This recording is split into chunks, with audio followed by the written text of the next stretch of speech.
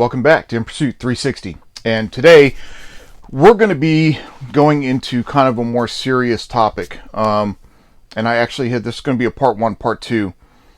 So do you really know what it's going to mean to be a police officer?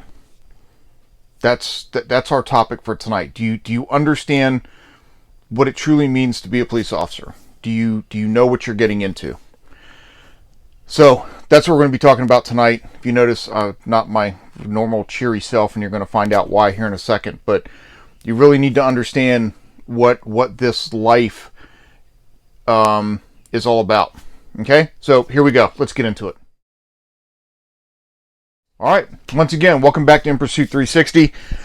We're going to be talking about, do you really understand what this job entails? What does it mean to be a police officer? And in order to highlight that, yes, I debated how I was going to do this or if I was going to do it. I'm going to bring up Uvalde, Texas, Robb Elementary School. First thing I would like to say, of course, prayers, condolences for all the family members of those that were lost, the parents and the friends of the children that were lost, the teachers. It's just an absolute tragedy. It's horrific. We learn from things that happen around us, right? So what I want you to learn in this video about becoming a police officer is this is something you may have to deal with. Have you really thought about that? Have you really thought what it means to sacrifice, or to, as I always say, remember, protect and serve, right? The old saying, protect and serve. Do you really know what that means? Do you understand that you may respond somewhere and people are shooting and you have to go towards the gunfire? Firefighters go into burning buildings. Law enforcement officers go into gunfire and burning buildings. Been there, done that. Anyway, so do you? We watch TV or we hear stories, or you watch these how to become a police officer interviews, and the scenarios are pretty subdued, right? And what would you do if this happened, or how did you handle a situation like this before?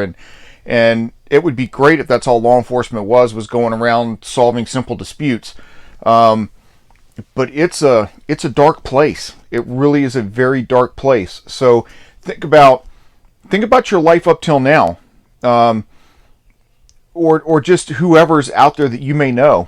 Get up in the morning, you have breakfast, maybe take the kids to school, go to work, come home, have dinner, play with the kids for a little bit, or play some video games, depending on how old you are. If you don't have kids yet, you do this stuff, you go to bed and you get up and you do it all over again. Well, while you're doing that every single day, thinking, oh, isn't life grand and lovely? And, yeah, I watch the news and there's some troubling stuff out there, but man, my world is so pretty, right? There's evil out there. So for every hour that you're out there enjoying that pretty world and all that stuff, there's a police officer experiencing evil. And it's not, you're not exposed to it your entire shift. You may actually go a whole shift, write a couple of tickets, and never be involved in the evil at all. There are other days you'll run into evil your entire shift. And what I mean by evil and tragedy. How's that? Evil and tragedy. Murder scenes. Knives, machetes, shotgun, handgun, bare hands, suicides, handgun, jumping off bridges, pills, teenagers, suicide, dead kids, car accident, whole family, including children, decapitation, lost limbs. This is a regular thing. This is things that you will be exposed to as a police officer.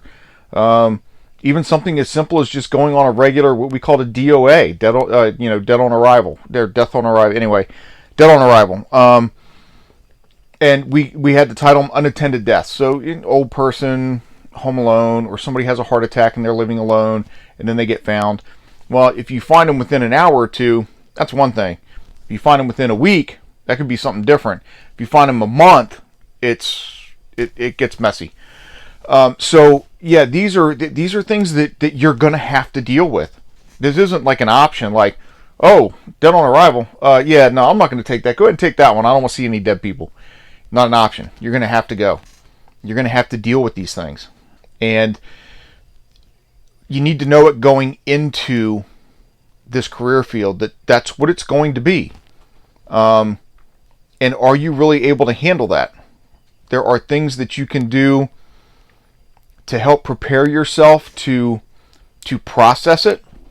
And that's kind of part two that we'll get into. But yeah, so police work is dealing with the darkest parts of our society on a regular basis, while everybody else goes on living their merry little lives. I used to tell my guys when they were in training, we'd get a call for a mailbox vandalism. We'd go out there. There's no way you're ever going to solve it. I mean, unless there was a witness, you're not going to figure out who bashed the mailbox. But to that person, because they live in the rosy world, that is the worst thing that's ever happened to them. Ever. That's evil to them. And I used to tell my guys, you got to treat them like they're the most important thing at that moment.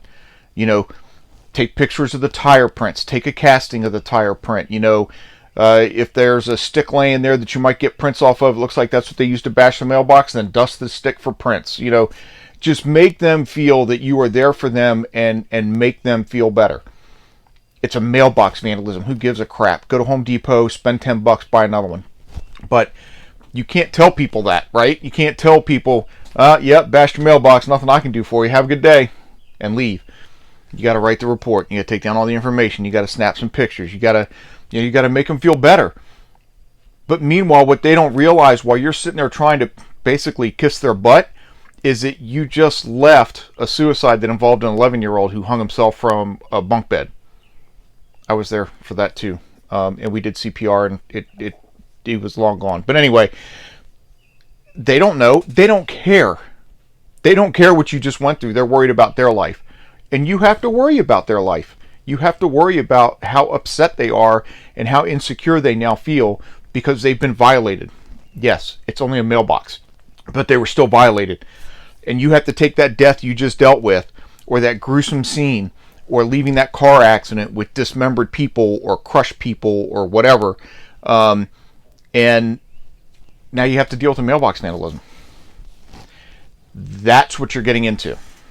So are you ready to do the job of a law enforcement officer, the real job, not the crap you see on TV, Law and Order, SVU, Law and Order, Hawaii Five-0, all CSI, great entertainment, but a bunch of crap when it comes to the realities of law enforcement work.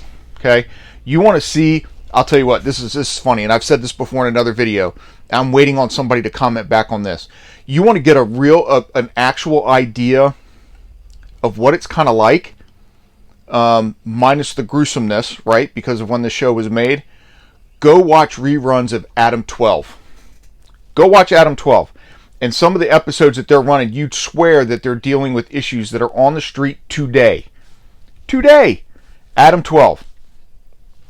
Don't believe me, try it. You want to watch a show that give you an idea of what it's going to be like? Go watch that show. That's probably as close as you're going to get. All right, so anyway, yeah. Again, to those in Uvalde, Robb Elementary School, thoughts and prayers.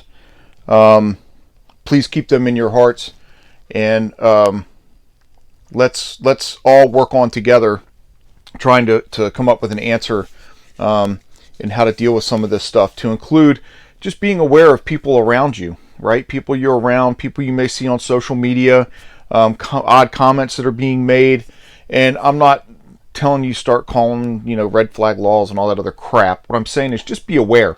When you're going to be a cop, you got to be aware. You have to be paying attention. Watch out for and listen for hints and clues that might help prevent a tragedy in the future. All right? So, anyway, that's it. That's all I got for this episode. I appreciate you tuning in. Don't forget, yes, I'm going to do my normal closing. Hit the subscribe button down below somewhere. The bell notification down there will tell you when my next video is coming out. And don't forget, thumbs up, thumbs down if you have to. But write me some comments. Let me know what you think. Let me know if you have some other ideas, some content you'd like to see. And there were a couple of comments out there, like the difference between a county police department and a city police department. I'll be getting into those after I finish this little 2-part mini series, and we'll get to that too. So, hey, as always, take care of each other, and most importantly, just be safe out there.